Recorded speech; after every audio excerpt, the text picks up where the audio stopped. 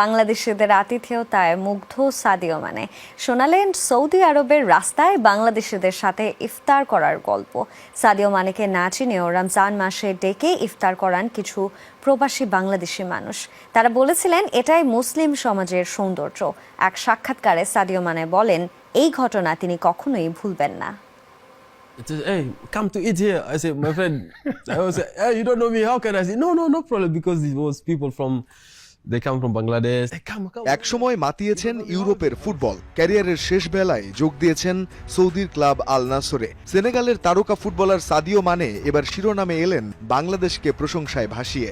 কিন্তু বাংলাদেশের সাথে সাদিও মানের সম্পর্কটা আসলে কি জানা যাক বাংলাদেশিদের নিয়ে সাদিও মানের এক দারুণ মুহূর্তের আবেগঘন স্মৃতিচারণের গল্প। সৌদি আরবে খেলতে গিয়ে দেশটির সংস্কৃতি, মানুষের আন্তরিকতা ও মুসলিম সমাজের আতিথেয়তায় দারুণভাবে মুগ্ধ হয়েছেন আফ্রিকার একজন শীর্ষ তারকা ফুটবলার সাদিও মানে। সাবেক ইংলিশ সেন্টার ব্যাক ও টেলিভিশন উপস্থাপক রিও ফার্দিনান্দকে দেওয়া এক সাক্ষাৎকারে মানে জানান, সৌদিতে থাকার সময় দারুণ সব মানুষের সঙ্গে তার দেখা হয়েছে। এখানকার মানুষের আন্তরিকতা তাকে যেমন আনন্দ দিয়েছে তেমনি বিস্মিত করেছে। সাক্ষাৎকারের শুরুতেই তিনি ক্রিশ্চিয়ানো রোনালদোর উচ্ছ্বসিত প্রশংসাও করেন। তবে এক পর্যায়ে আসে বাংলাদেশিদের সেই গল্পটা। I was passing one day people in Ramadan time. Ramzan মাসে একদিন হাঁটছিলাম, রাস্তার পাশে থাকা কয়েকজন মানুষ আমাকে ডেকে বলল, এখানে এসে আমাদের সাথে খাবার গ্রহণ করুন। আমি বললাম, বন্ধু, আপনি তো আমাকে চেনেন না, তাহলে কেন খেতে ডাকছেন?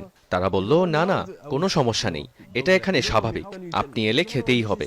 আমি ওদের আতিথেয়তায় মুগ্ধ। এই ঘটনা আমার মনে থাকবে। ওই মানুষগুলো বাংলাদেশ থেকে এসেছিল। Joking like, you don't know me, how?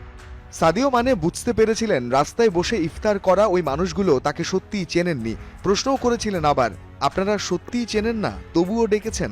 প্রবাসী সেই বাংলাদেশিদের উত্তর ছিল, সবাইকেই খাওয়ানোর জন্য ডাকি। এটাই মুসলিম সমাজের সৌন্দর্য, একসঙ্গে থাকা এবং ভাগ করে নেয়া। রঞ্জন শান্ত, যমুনা স্পোর্টস।